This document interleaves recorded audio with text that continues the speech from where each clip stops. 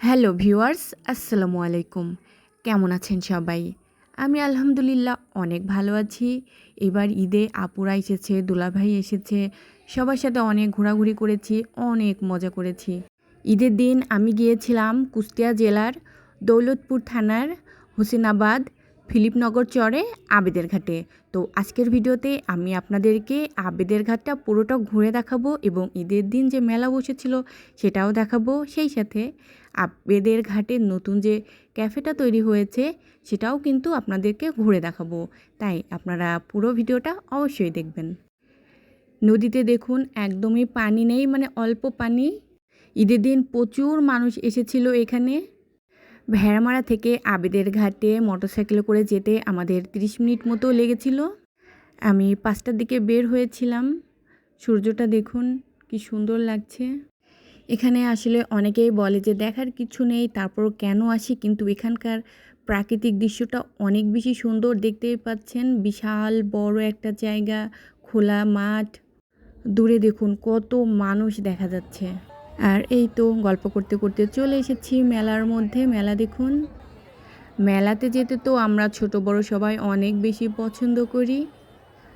এই গরমের মধ্যেও মানুষ ঈদের আনন্দ উপভোগ করার জন্য চলে এসেছিল আবেদের ঘাটে।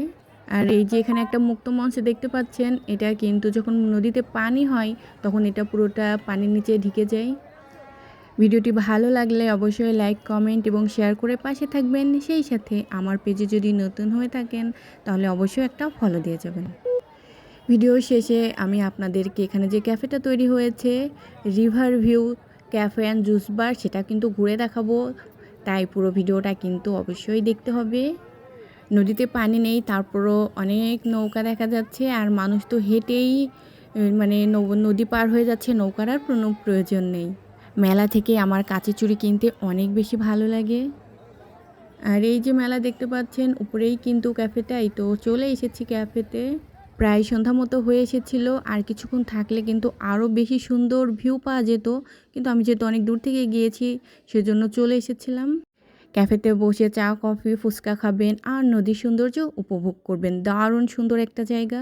এখানে বসে আপনারা ছবি তুলতে পারবেন, অনেক ভালো লাগবে দেখতে।